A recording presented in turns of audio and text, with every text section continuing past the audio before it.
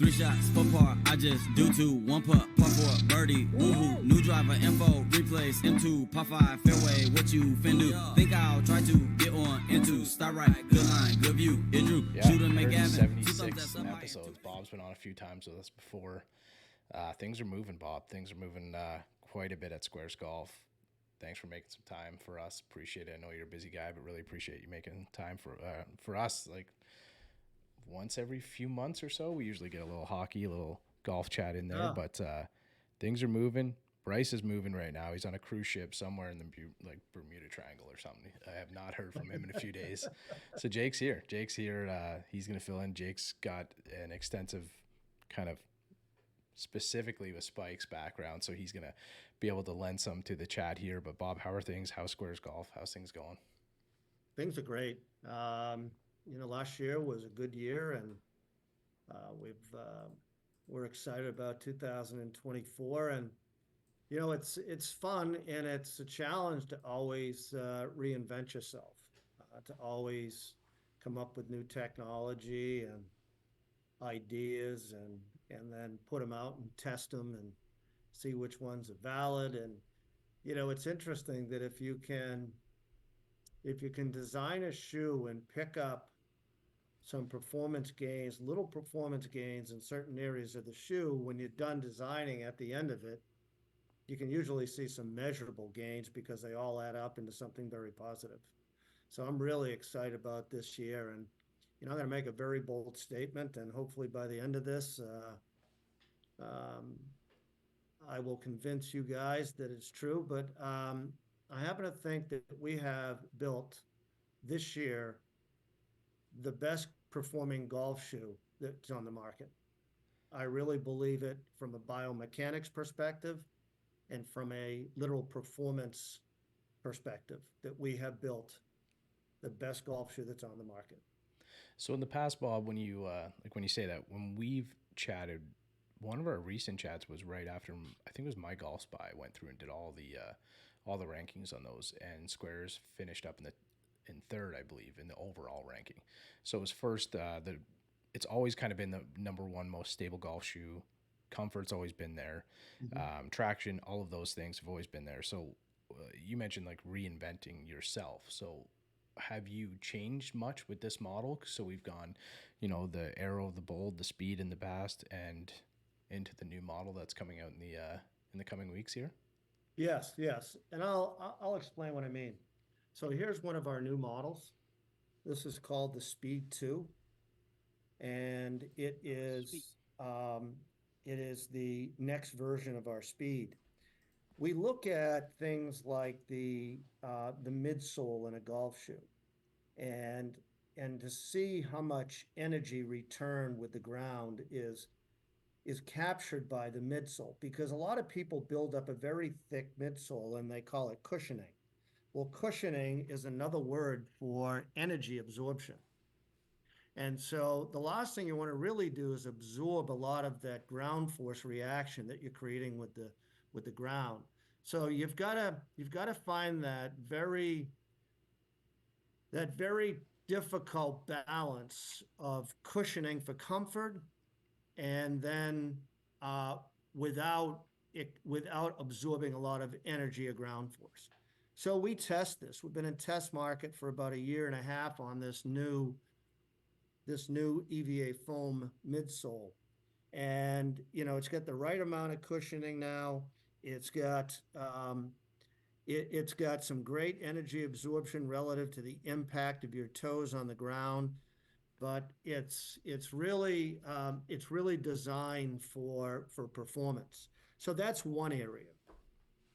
The other area of the shoe is we look at energy loss in the shoe, and the greatest amount of energy loss on a golf shoe is on the lateral side of the shoe. And so you'll see a lot on the lateral side expansion. I don't know if you can see well enough here on here, but you'd see like an embossing here of a gear effect. Yeah. Bob, I'll get a photo. So as you're explaining these, I'll get a photo and a couple clips and stuff that I can drop over. So when people are kind of listening to your voice, they can see it up close. Yeah. So the gear effect here, we emboss that. When you emboss something like this, you really tighten the material in that area. Okay. And so this is what we call the modern day golfer shoe. It's got, as you can see on the back of the shoe here, all the way around it, it's got a carbon film. And so that provides a lot of structure in this area of the foot, coupled with up in the top part here, it with the gear effect, it reduces expansion. So the other challenge well, these are performance features. So if I can reduce expansion here, it sends the energy up. So that means you get good energy exchange with the ground instead of losing out the side of your shoes. Plus, if you're in a side hill, downhill lie, what you're going to do is you'll feel the shoe, actually your foot moving in the shoe and expanding in this area. And so to provide added structure in here is critical for side hill, downhill lies, uneven surfaces, and to reduce expansion in this area when you're, hitting the driver. So there's a lot to this. And as you know, we've got printed silicone on the laces. And again, that brings the top of the lace down. Top of the shoe down, secures it. You never have to tie the laces again. We've got a heel stabilizer that goes from the heel on the out external of the shoe down through the middle of the shoe, and it gives you great arch support. So we've got arch support, we've got a heel stabilizer, you've got the reduction and expansion here, you've got the laces. We made it a lot more breathable with this new lightweight material, and we knocked about 2 ounces of weight out of the shoe. So it's something that, as we look at a golf shoe, we'll rip apart shoes, we'll look at features, benefits, we'll look at materials, we'll look at their inherent nature of the materials. And again, it's to see where we can pick up little gains such that at the end of it, we have some great efficiencies. So when you're talking about the design of a shoe, Bob, are you... First, so I have a couple questions about everything you just went over. The first one is, how are you testing this outside of a physical human being wearing them on their feet? Because obviously, like, there's got to be some sort of product development before the product is physically made, right? So, like, what are those steps? Like, what does that stuff look like? Is it a material search? Is it a technology search? Is it a little bit of both? Like, walk us through that kind of pre-process before a physical shoe is actually able to be held in your hands. Well, first of all, you've got to understand the golf swing and what happens during the golf swing. And you've got to understand the amount of pressure that you create with the ground. So if some of the better players can create almost 2 times their body weight. So if they weigh 200 pounds, they can create almost 400 pounds of pressure. They measure that in Newton. So when you look at the structure of a shoe, it's got to withstand that type of pressure. And that type of pressure, you want to come vertically. You want it to come back and forth. And again, you do have that lateral motion too, that you'll shift your weight to the inside of your trail heel and shift everything back. But you want to generate that pressure with the ground vertically and then take that and move it and shift it. So you've got to look at materials that can withstand that kind of momentum and that kind of pressure. So I'm not a big fan of brands out there that have lightweight mesh-like uppers. If you can hold a golf shoe by the heel and the toe and twist it, throw it away. Throw it away. It cannot facilitate the golf swing. It is creating so many inefficiencies in your golf swing. And this is all measurable, because if you have something that's literally expanding and your foot is moving in that shoe, the materials are giving, and it's creating inefficiencies. Because if I can, it's kind of interesting, and I feel like I'm going down a rabbit hole here, but I listen to people talk about slicing the golf ball. And everybody will say, well, that's because your club face is open when you hit the ball. But that's not why you slice the ball. Yeah. It's not why you slice it. That's the end result. You slice the golf ball because of weight distribution. All right. Now, somebody will say, well, it's because your arms are here. Your arms follow your body. So if your weight is too much in your toes, your heels, your left foot, your right foot, the inside, the outside, It is weight distribution that creates that face opening at impact. So again, when we look at shoes, we look at the structure of it. So we pick a material and we use the synthetic upper material that is used in soccer. And it's the number one material used in soccer. Well, why is that? Well, because they cut quickly and there's a lot of pressure put on that material back, forth, left, and right. Yeah. And we know that a golfer and their exchange with the ground and then the movements of getting the weight transfer from your trail to your lead side, that shoe needs to have the same amount of structure. So we look at that. Then we look at the midsole material, which it's an EVA foam. And so we look at that and how much energy absorbed, how much cushioning, and we can measure that. We can put this through the rigors and we can measure that, and then we can develop a feel. And we'll do that testing that we'll walk on these things. We'll play golf on these things and we can test and find. We can also do, they call it short D measurements and things like that about the responsive nature of the material. And we do all that stuff. So, and then unlike the outsole, we look at traction. So this is an AI developed traction pattern. All right. Now there's over 290 points of contact on the bottom of this shoe.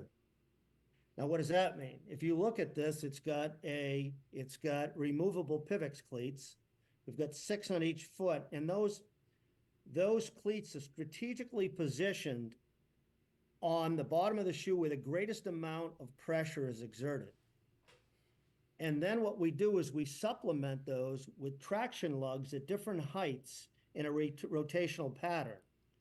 So all of this together is something we look at traction, we look at the elements, we look at side hill, downhill lies, we look at wet surfaces, and we try to build a traction pattern that can survive in pretty much all types of terrains. So there's a lot of thought that goes into every element. We look at breathability. We look at waterproof. Now, again, little nuances. So we're one of the only companies that sew the tongue and the inside. We sew a gusset all the way from here to here on both sides of the tongue.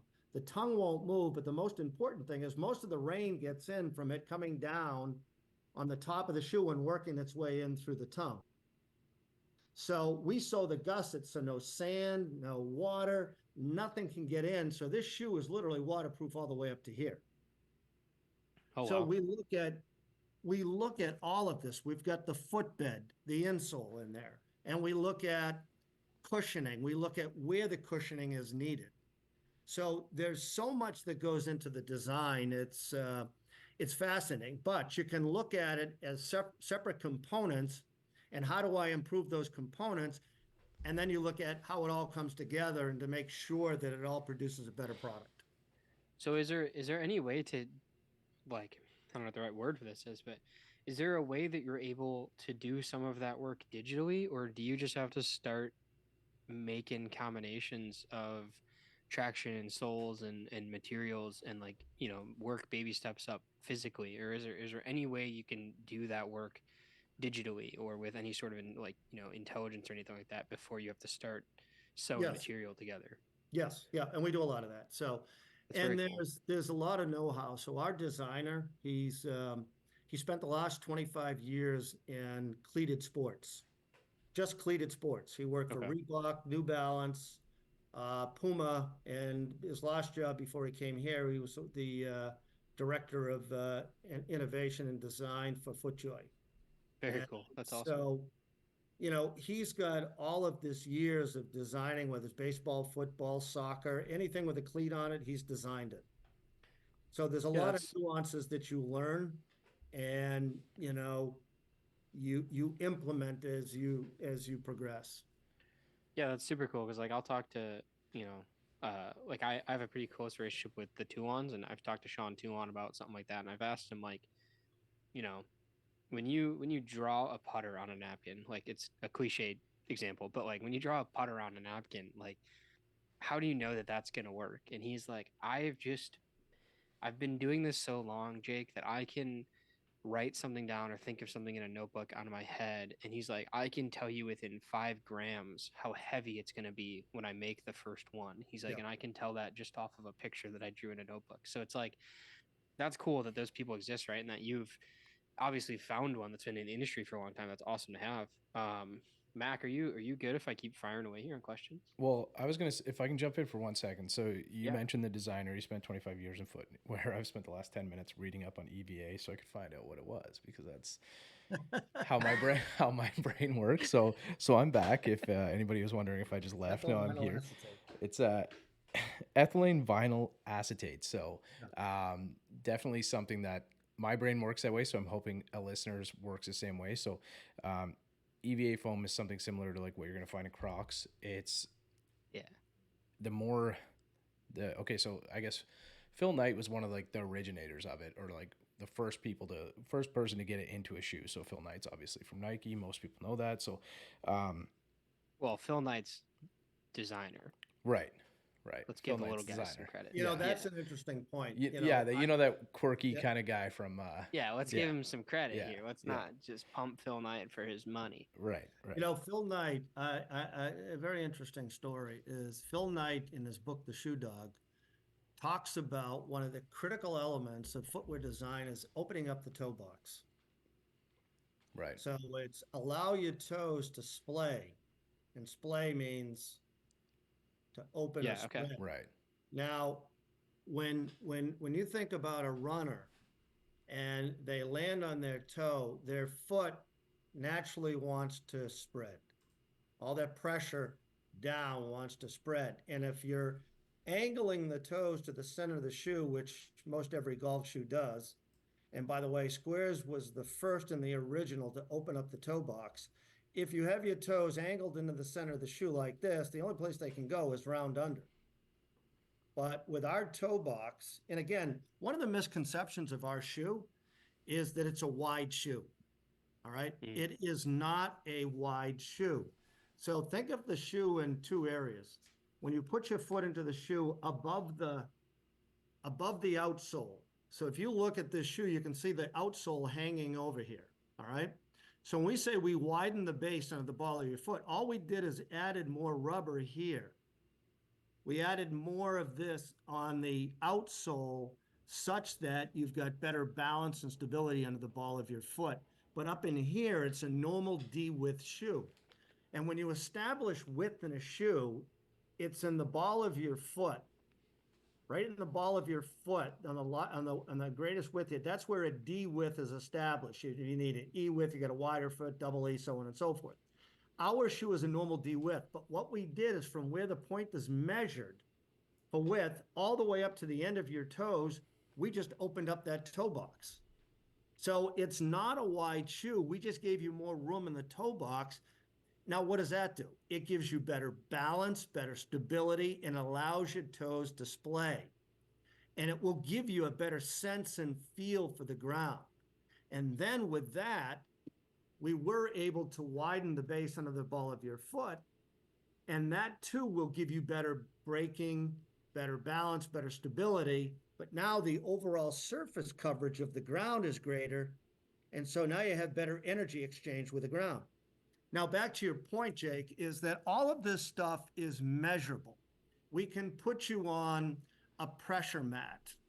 And in fact, our testing is done by Terry Hashimoto, who's a fellow Canadian, and he lives in PEI, and he was a co-inventor of BodyTrack. And so I can put you on a pressure mat, and I can see where your weight distribution is just by, you could be on with your current shoes, or put our shoes on. We can see weight distribution. We can see newtons of pressure that you create, how much of that pressure you create initially, how much you use when you're hitting the ball, how fast you move the weight from the trail to the lead, which is the key in hitting the ball a long way. We can measure your trace line, which is, you know, where you're moving, your balance, your stability. We can measure all of that. So when we test things, we always want to make sure that any change we make helps the golfer play better golf. And we can measure. Mac here for Manscaped. Gentlemen, our friends over at Manscaped have been working night and day to bring you a below-the-waist grooming experience like none other with their brand new Lawnmower 5.0 Ultra. We're talking about a next-generation trimmer with interchangeable blade heads for whatever shave a mind can imagine. AI is cool, but I think this might be the best technology advancement the world has ever seen. Upgrade your grooming game to the Ultrasphere this year by going to manscaped.com for 20% off plus free shipping using the promo code OTS Golf. High tech for low prices. Manscaped OTS Golf for 20% off plus free shipping. We'll see you in the Ultrasphere. Very cool. So I just kind of wanted to round off my point because Jake, when you asked the initial question of like kind of the R&D of the shoe, if you will. So Yeah. the EVA foam midsole specific is like, it's pretty cool if you dive into it, if you're interested.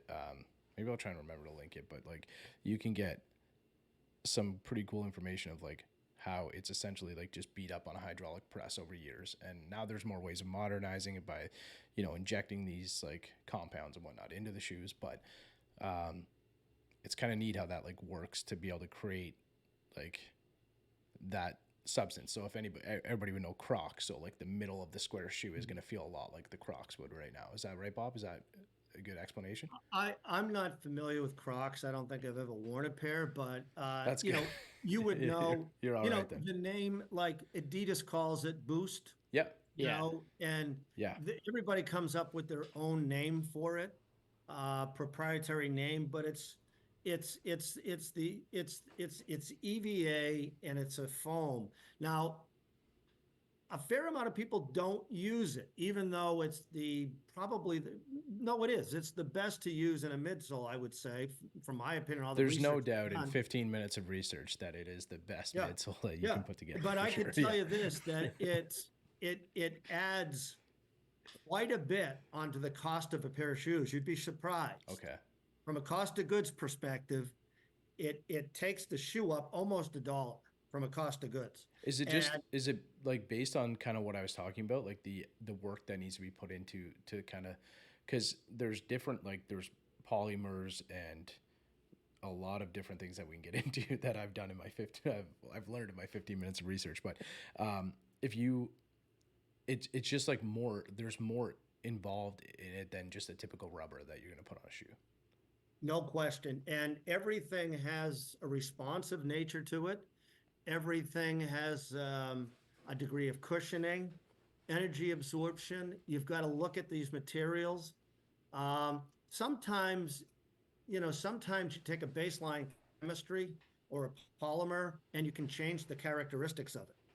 And, you can make it harder, you can make it softer. And again, it's all the testing to find that delicate balance of energy exchange with the ground and cushioning relative to comfort.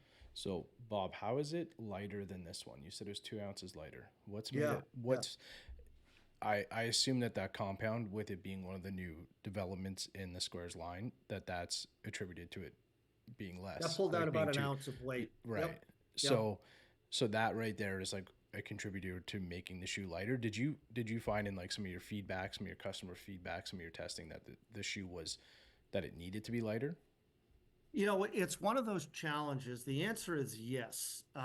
We launched this a little over 4 years ago, and it was kind of the peak of that lightweight sneaker-like material. So everybody was after this spikeless, lightweight sneaker-like shoe. And I think it was really driven by the fact that people didn't feel that the cleated product was comfortable. And you can't have comfort in cleats, which we've all proved to be incorrect, is that you can have both. But the interesting thing is that as this peak was going on with this lightweight sneaker-like stuff, we were having people say, hey, we find your shoe to be heavy. Now, we were in about a 17-ounce range, and the Tour 360, the Pro SL, a bunch of the G, which Gallivanter was heavier. But one of the things is that, think of it this way. If you take weight on one side and structure on the other. Is if you take and you want to increase structure in a shoe, you increase weight. You want to reduce structure, you take out weight. And so when we talk about structure and the materials we use on the lateral and the medial side, you can't twist this shoe. And the structure up in here is second to none. And so you're gonna have to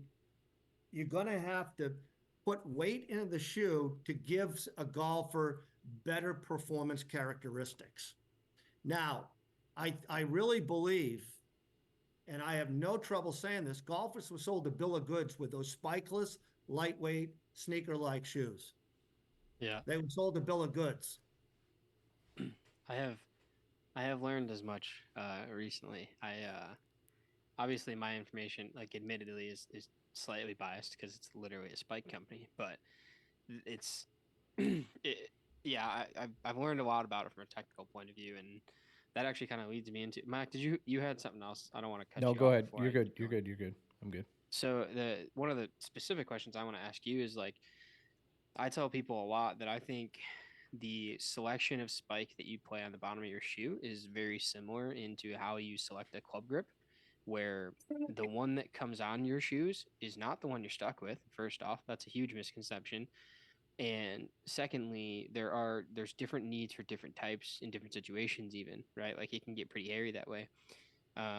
So walk me through a little bit of your philosophy of everything is spiked. You don't have a spikeless option. And B, for the new one, why you chose to go 6 spikes. Like you kind of hinted on it that that's the most pressure, but there's some spikes that have 9, right? Like 9 is a very common number. Right.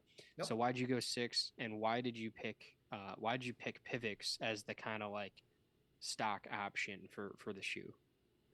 I have seen, so I'll start with the Pivx. Back when we started this, I tested a lot of the spikes, and I just saw, and I had a personal preference of the Pivx. I just saw better connection to the ground in different situations. I would say it this way. I don't think, and I'm not saying this because you're on this call, but soft spikes make a bad spike. I don't. I don't. It's situational. Design, exactly. The design of our shoe and the supplemental traction. So I'm going to answer your questions in one fell swoop here. Is that so? With our traction pattern and the supplemental lugs, we don't need to put 9 cleats on here. We want to give you traction in the greatest areas where we see the most of pressure exerted on the ground. So if we can do that, that's where you need the greatest amount of connection and traction. But then we can supplement, and all of these nubs are at different heights, and they start around the cleat at almost the same height, and then reduce and expand in certain areas. But again, we didn't need to put 9. The more you put, you're going to need to rotate your foot during the swing. It's got a natural rotation, particularly on your trail foot when you want to rotate it up onto the toe. Your front foot is going to rotate slightly. You can't just cement your feet into the ground. You've got to have some kind of movement. Yep. So traction can be accomplished with this kind of dual traction pattern. Now, again, the Pivx, at the time, we found to just test out in this design, in our AI design traction pattern, it tested out the best. And the nuances were very slight. I'll be honest with you, very, very slight. But I had the preference of this. I will tell you that the new spike that's out there, the one they're pushing the hardest on, yep. I've heard things about, greenskeepers aren't too happy with some of them, and I've heard some things, and so look, you've got to be careful, because although you want to design and you want to provide you got to be careful about any kind of extenuating circumstances that can hurt the brand. So we look at all that stuff. Yeah, for sure. No, I mean, so like to me, it's very comparable. Like Pivx to me is such a it's a meat of the bell curve spike, which I think is why it's so great for like a stock option on a spike, because I think a lot of people are going to find plenty of traction out of that spike. And then if somebody decides that they need more, they have options to go to if they need more, right? It's nobody's going to say they want less, I don't think. I think that would be a weird situation for people to say they want less traction out of their shoes. But I think if like, if somebody needs more or ends up in like really crazy conditions, like that's just in general, like that's part of the decision to go to a replaceable spike instead of going spikeless, right? Like you don't have that flexibility with spikeless. I mean, and yeah, obviously there's a myriad of other problems with spikeless, but for me that's a big one. Like I like to be able to change things if I need to and just at least have the option to do it. And I have like my shoes now that I'm playing when I go play outside in like normal conditions, I have two sets of spikes now on mine, where I put Pivx in the trail foot toe, and then I use Tourflex Pros pretty much everywhere else. And it's nice because it gives me that rotational ability without feeling stuck. Because I went to it wasn't before Tourflex Pros, I was in something and like it just felt like I was stuck, right? Like I loved the amount of connection I had to the ground, but it was like I couldn't, everything was up down, right? I had no lateral ability, and it felt like my ankles were very constrained. Like there was no rotational ability in that. So it's cool that you say like, part of this process is testing that out and making sure that what you offer somebody out of the box is tested. It's going to work. It has a point for like, your answer could have been and might, be, you could have been like, wow, that was the cheapest thing we could throw on it, which No, no.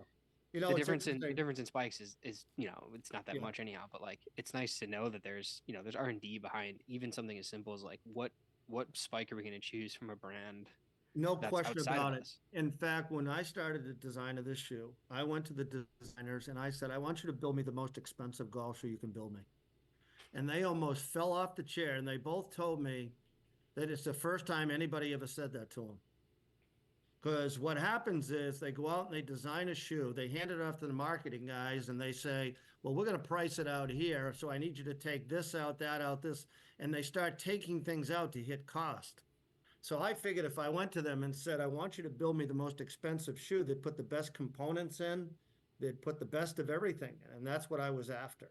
Um, so, you know, the spikes are very important in a shoe. The traction pattern is very important. And, I'm not a fan of a spikeless golf shoe at all. And I think it has really hurt the game. And I believe I can prove that. And I was looking at statistics of the average of the last 10 years of the driving distance of a Tour Pro. And I think the average driving distance has only gone up about 7 or 8 yards in the last 10 years, Yeah. over that period. And I think it was the numbers were from last year. I think My Golf Spy published that. The driving distance, and Arcos did a test of double-digit millions of swings, and they looked at the last 5 years, and driving distance went down by a half a yard. Now, why? Think about that. How is it possible the driving distance went down by a half a yard with all the innovation in shaft technology and clubs and head technology and grip technology and ball technology and all that? Yeah. Now, I believe that when you analyze somebody's golf swing, where does distance come from? It comes from your interaction with the ground. And that's where swing speed is created. It's your interaction with the ground, how much pressure you put on it, and then how much pressure you use during the swing. And the difference between the two is what we call postural control, which is a fancy word for stability. Stability means controlling your body throughout a motion. So if I can control your body consistently throughout a motion, you will hit the ball straighter and farther. But I contend that the loss of distance was because spikeless golf shoes got up to about 60% market share. And now it's in the last couple of years, it's fallen backwards. It's starting to come back down because of the lack of structure and performance of those golf shoes. I contend that's why the average golfer is losing distance. I contend some of us are getting a little bit older, Bob. All right, so speak for yourself. But some of us can't swing the club as hard as we used to be. But That is true. You know what? But golfers today, the pro golfers, they'll tell you this, that the clubs are regulated, the shaft is regulated, the ball is regulated. They want to roll back the distance on the ball and this and that. Where do they find distance from? Where do they find it? They find it from using the ground better. Yeah. And, it's the same thing every time that they talk about is how do I use the ground better now? yeah, I'm just giving you shit, but- Bob. Like I know you are. I've been lucky enough to have that conversation with Terry Hashimoto, and explaining. So back in the archives of the pod somewhere, Terry came on, chatted with us about Sqairz specifically and the body track mat. He's I believe he's like the inventor of the body track, right? Co-inventor, yeah. Yeah. So he was explaining. So we've had Ryan Hawley on the past, one of the best minds in golf with the swing catalyst map, and like talking about the different placements and spikes and stuff. And Terry did a lot of the R&D for Sqairz, and the specific components and the specific placement of the spikes was where our feet are having the most pressure points on the ground throughout the golf swing. So that's why some of them might have 9, some of them might have less, some of them don't have spikes at all. But from Terry's research and what he backed through the Sqairz development, like the R&D that you guys put into it, those were the 6 most generated pressure points on the foot through the golf swing. So I think that kind of like answers Jake's question a little bit, but I do think like as a consumer, we like the ability, and everybody is starting to exercise the ability to be able to swap things in and out. So having a good stock option, I said this to Joshua Haywood when I was looking at their wedges one day for like a buddy of mine. They have like the High Rev 2.0, Jake. So this is your world, right?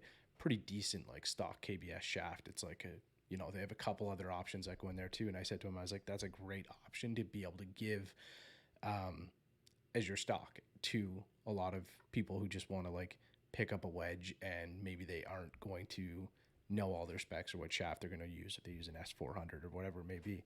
So I think having the pivots in there is something that's a really good starting point for golfers, that they're going to enjoy that. Like when they put on that, it's not going to, first of all, it's not going to be uncomfortable. Like you said, Bob, it's not going to tear up any of the greens or anything like that, which truly I think is just people like recognizing where they are and walking with a different, you walk around the hole. Sometimes you see like marks all around the hole and stuff like that. That could be in soft spikes. That could be in like Birkenstocks. It doesn't really matter. If people are going to walk like that, they're going to tear up the green.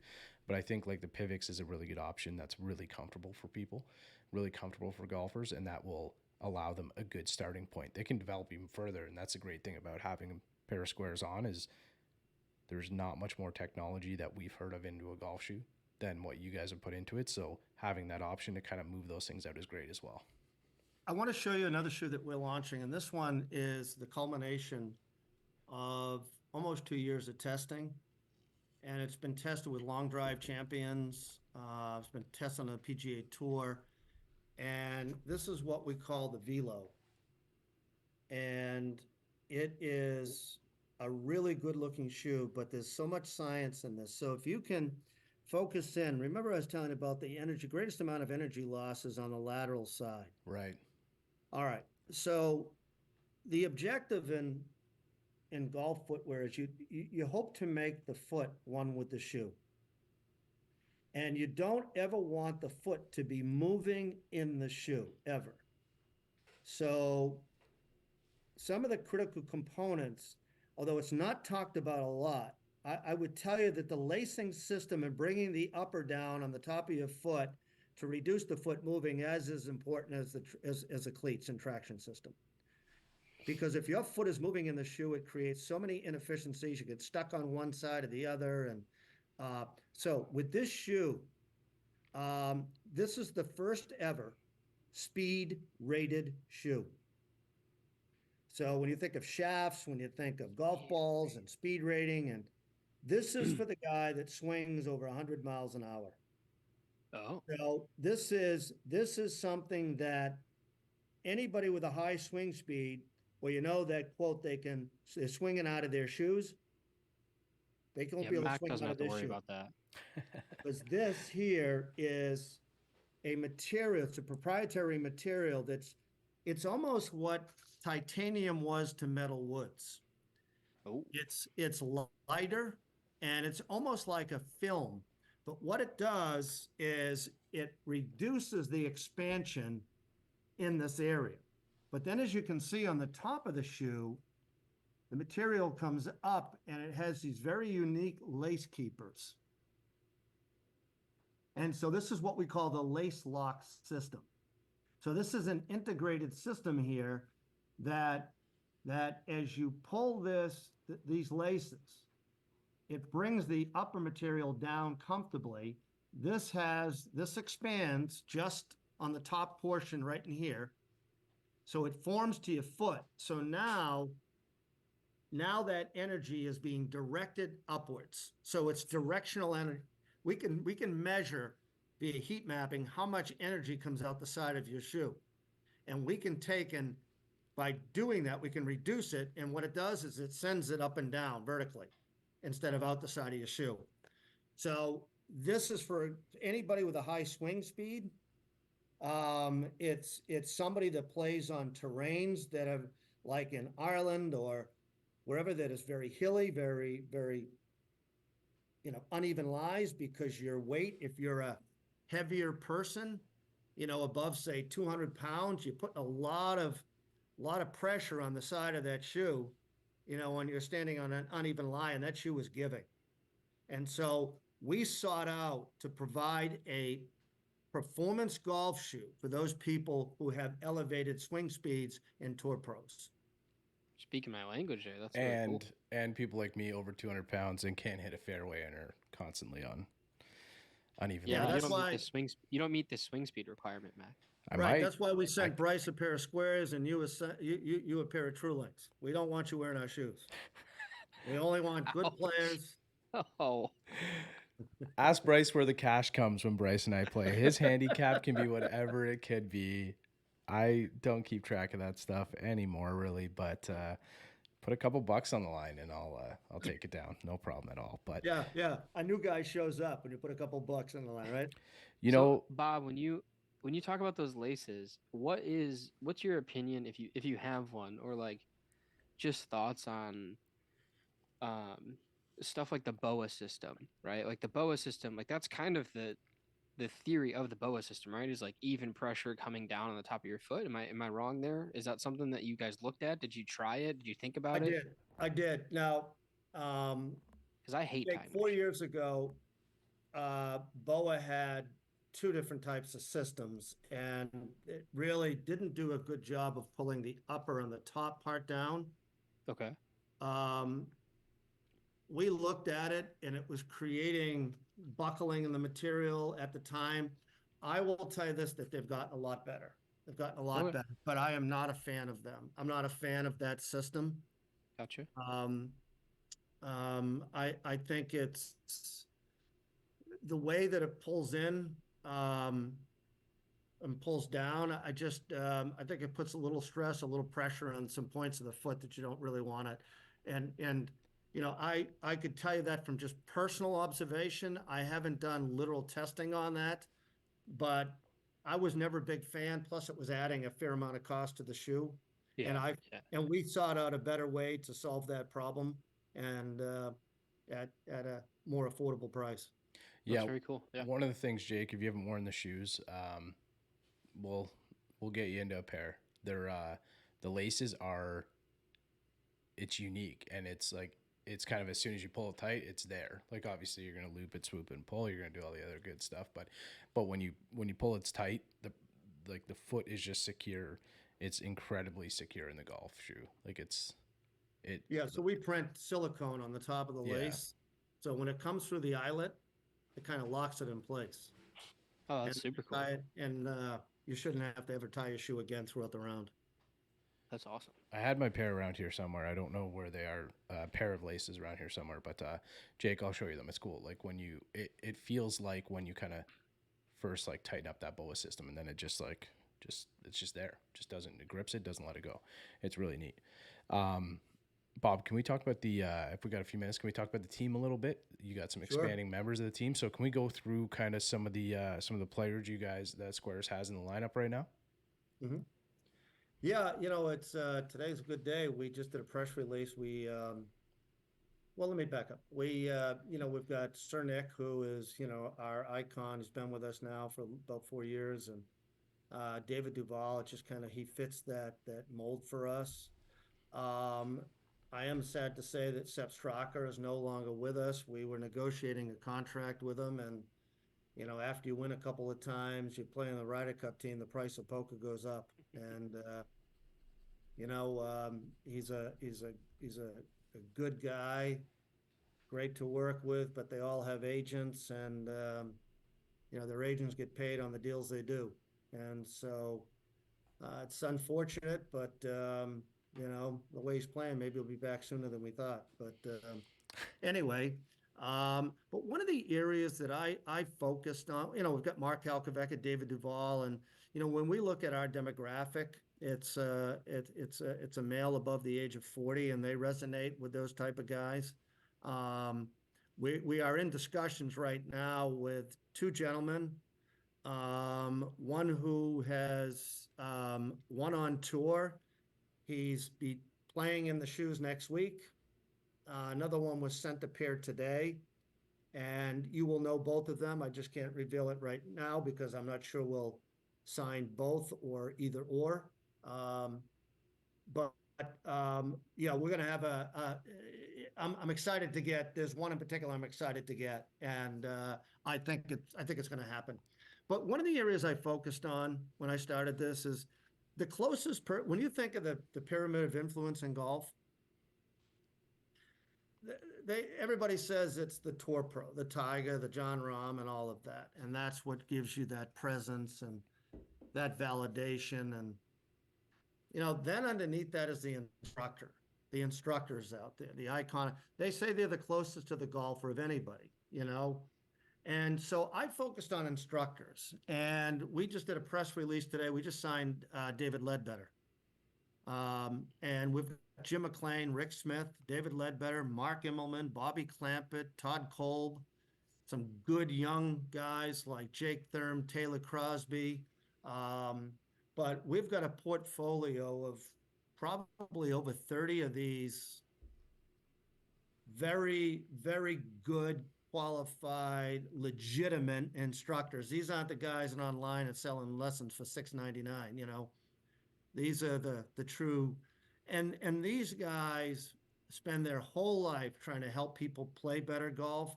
So when they endorse a product, they'll take the product, they'll play with it, they'll wear it all day, they'll do testing, they've got all the sophisticated equipment, and they'll put it through its paces. Yeah, that's And kind of so like that's very aligned with kind of your Sqairz mission, if you will. Like that makes a lot of sense to me, knowing you for a few years now, kind of the way that you discuss the brand and having some of the world's top instructors wearing it and endorsing it and playing in it.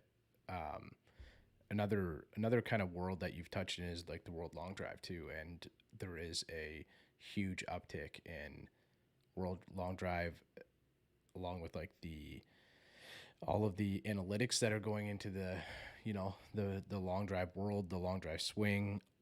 There's a huge market for like pressure mapping and stuff like that in the World Long Drive. No So question. I assume that I've seen quite a few players hitting in Sqairz. I assume like there's a couple that are on your team.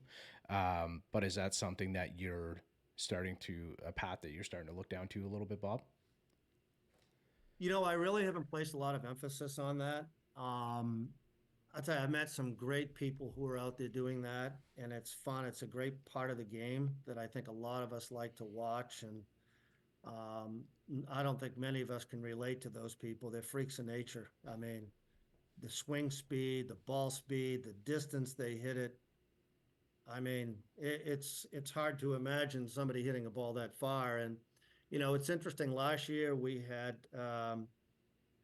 Connor Kay, we had Kelly Rutney, Kelly is from Canada up there. She Yep. won the women's division. We had Justin James and Kelly, and then Connor. Connor won the junior. She won the women's, and um, it Justin was Justin fun. battled that weekend too. Yeah. Yeah, and Yeah. Justin, it was fun to have three trophies in that one event.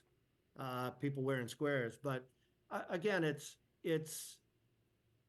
I don't know how much people really can relate to those people because of their talents, and in some cases they're using longer shafts, different types of clubs, Hmm. and so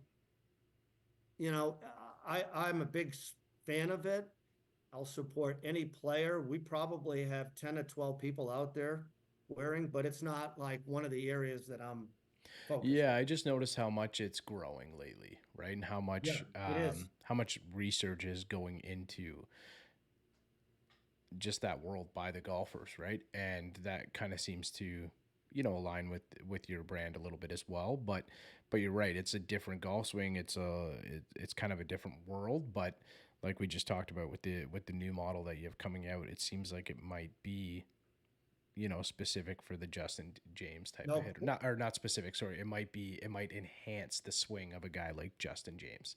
Um, 100%. Because you know what? If they can pick up another mile an hour in swing speed, that's 3.5 yards, yeah, 3.5 yards. I mean, to them, that's the difference of, it's huge. yeah, And I think of most people that play golf, those guys are probably more in tune with ground force and absolutely, yeah. I tell people, anybody who listen to me, that you should go out and when you take a lesson, get on a pressure mat. Pressure mats are, to this day, I still think they're the best piece of equipment out there for swing, for analyzing a swing, because a pressure mat can tell you your distribution, weight distribution, your front foot to your left foot, the front of your foot to the back of your foot, where you are in different, they call it P1, P2, different points during the swing. They can tell you where your weight distribution is. That can measure. It can tell you where your trace line is as you go back and as you come through. It's some of the most incredible information that I believe is little nuances that can have the greatest impact on your swing. One of the things I mentioned before was this word postural control, and I can't tell you enough about that, is that the greatest difference between an amateur player and a tour pro is postural control. And postural control is your ability to control your body. So that's just a fancy terms of saying consistency. So if you can control your body consistently and repeat that time and time again, people like us will go out and shoot in the front side 36, and the back will shoot 56, Um, Been and there. and the tour player is not going to do that. He'll go out and shoot 36, 36, or 28, 39, whatever it is, but again, it's their ability to control their body, and that all begins with balance and stability. And that's the thing that we did. Our mission statement is this, our premise: if I can improve your balance and stability, you will hit the ball farther and straighter. Simple. Love And that. that's what we do with our footwear. Yeah. It's clean. It's a good mission statement, man. I love that. Yep. Jake, you go ahead, Yeah, jump in absolutely. there if you got one more. Yeah, I mean, I think so. Before we wrap up, and like obviously, I want to hear the details on the new stuff, like release date, pricing, colors, all that stuff. That'd be great. But I've been thinking in my head this whole time, just like the way we talked about the spikes earlier, and like this is just so fresh in my mind, obviously, because I'm partnering with Soft Spikes this year, and like so it's just I think about it way more often than I should. What is there? I'm trying to figure out the right way to phrase this. Is there any danger in a player switching to a different spike from a characteristic of like how you designed the shoe? Is there a way that changing those six spikes out could actually mess up like how you have researched and designed and engineered that shoe, or is it is it safe? Like that's that's not a question I've ever even asked. Or like, is it just safe for people to try out different spikes and play whatever ends up being comfortable for them? Yeah, no, I can't. Let's just say known entities. Like if I was going to take all of soft spikes and put them in and take them out, I don't think, I don't, there'd be no change. I think, Okay. yeah, no.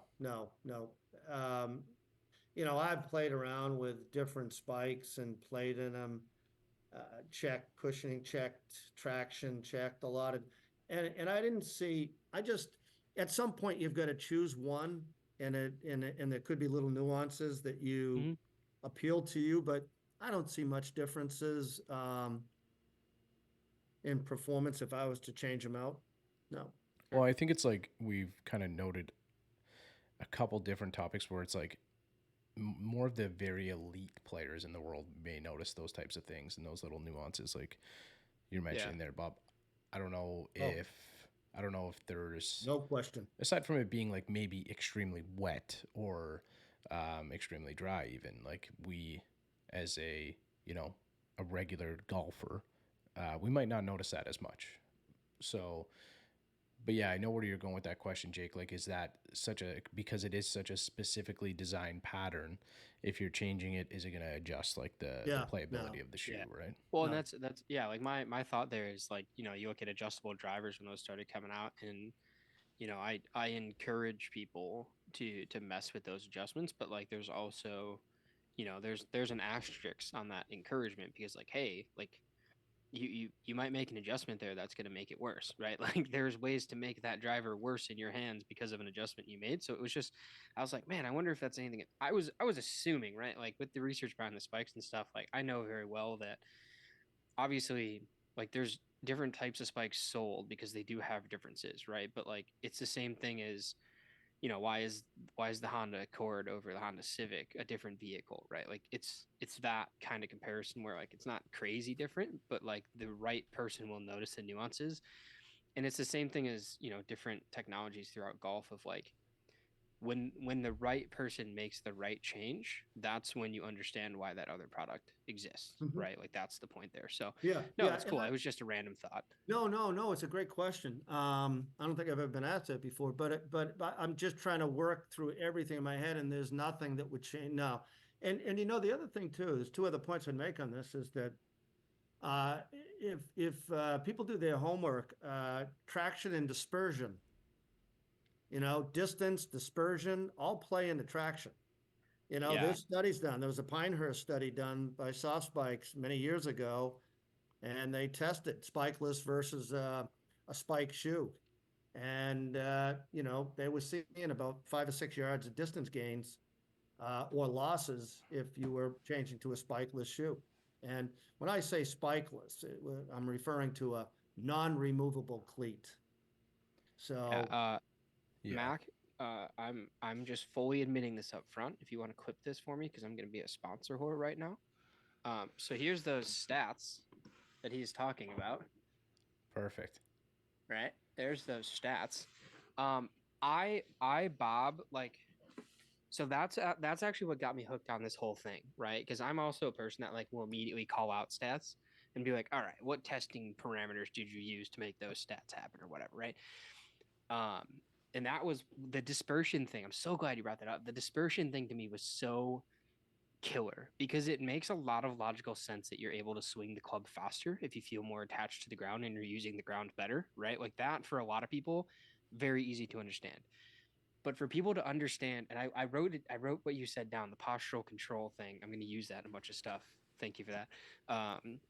But like the consistency of how you're able to move the body through the golf swing and your ability to use the ground to accomplish that is like my final connection of what I've been searching for to talk about the dispersion gains that you also get out of spiked versus spikeless, which is super cool. So I'm so glad you said that because it was like the it's final connection point for me on yeah, that and topic. it's distance and accuracy is determined by a weight distribution. It's determined distance and accuracy is because if your arms follow your body, then the only way that your dispersion is going to be is because your body is oriented in a position, whether it's the weight is too much in your toes, your heels, your whatever. And I take what you just said, which you're exactly right, is that everything emanates from the ground. It is in your interaction with the ground, if you just draw a box around that place, that's where it all happens. And if you don't have that, now I want to bring up one last point. And so 2 weeks ago, well, about a little over a year ago, we took the very same design, and all we did is we changed the traction pattern on the bottom of the shoe, and we created baseball shoes. And so for the last almost year and a half, we've had shoes out in test market in the world of baseball. And we now have over 80 Major League Baseball players training in our shoe. And about 10 months ago, the American College of Ankle and Foot Surgeons Association, they did a study on the performance of footwear baseball shoes on the baseball players. And we were one of the test subjects. It was our shoes against everybody else's. And I will send you this study when we're done. But they proved that in over 60% of the players showed an increase in exit velocity of over 2 miles an hour. Now, exit velocity is how fast the ball comes off the bat. And for every 1 mile an hour, it's about 10 feet of distance. So all they did was change their shoes. That's it. And they saw the increases of over 2 miles an hour, 60% and over 2 miles an hour exit velocity. So that's a medical study. That's medical study. So if people don't think footwear makes a difference in sports, they're wrong. And it's your only connection to the ground. Absolutely. Yeah, I think people. Sorry, go ahead, Jake. I think the most you talk about footwear usually is in running sports, right? Like soccer footwear is heavily talked about. Basketball footwear is heavily talked about. But when it comes to baseball, obviously, like the dude's got to move, they got to run, they got to field. But you don't hear about footwear that often in baseball. Football, like you hear about it, but you don't hear about it the way that we're talking about it, right? Like you hear about it. No, like somebody wore 2 different colored cleats and now they're getting fined or something. Like mostly that's what we the only thing you hear about yeah. in football is that it got lighter, right? Yeah. Like that's all I ever hear about a football cleat. Right. So, no, that's incredible. The one thing I always get told by instructors is I use the ground well, but that's because I played soccer and baseball my whole life. So like I'm so used to having to work the ground, and it has helped my golf swing, right? Like I'm 5'7" on a good day, swinging at 115, and it definitely helps. It's pretty good. Yeah. Yeah.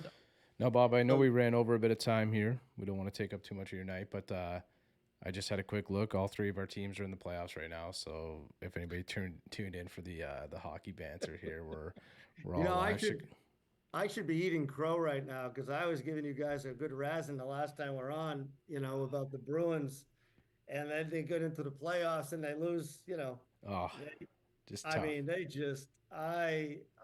I was just so this year I am cautiously optimistic. I'm not saying anything. Dude, I'm a Blackhawks fan. Wait. Like, yeah, I just realized that after I said that. Jake's a Blackhawks fan. That was so dark. I'm sorry, man. Yeah, buddy, that was just like That's you so didn't weak. have to. You guys have down that Bedard, route. whatever. Like, get and out he's of back here. now. Yeah, he's back. Yeah, I'm going to okay. the game on Sunday. Actually, There you go. I went to the first Bedard's first game at the United Center, and he scored like 10 seconds in. So pretty electric player. Yeah. So I'm sorry. He's still leading the rookie race. I know. I don't know where I went with that. He was out for a month. I don't know where I was going with that. I know you're from Chicago, but whatever. I don't feel bad for you. You did. Yeah. Okay, Bedard. if you just associated me with the Red Wings, then we have big problems. No, Definitely. And I not, think no. that's what you just did. No, man, never. You were would I do thinking that. Red Wings, weren't Never you? would You I said ever do when that. all of our teams made the playoffs, you were 100% thinking Red Wings. I'll never confirm or deny. But That's Brycer's. That's Brycer's issue. Oh, you guys, I'm telling you. So Bob, can we just get like a bit of a? Do you have an exact release date yet? Have you popularized that yet? Yeah. March 1. March 1, we're going pre-sale March 1 to the public on March 1. And they're going to start shipping around the 10th to the 14th, somewhere in there. Perfect. So this one's up about a week right before, so that's a great time. I'm going to have a link in the description in the show notes below, so you can go right over there, check out Sqairz Golf. If you're listening, most people listen to the pod, so if you're listening in the car or whatnot, please stop the car, whatever it is, pull over, have a look through them, place an order. What's the price point we're looking at for the new models? So the new Speed 2 is $179. Okay. The Pro S2, which we didn't really talk a lot about, very clean. This is $199. Okay.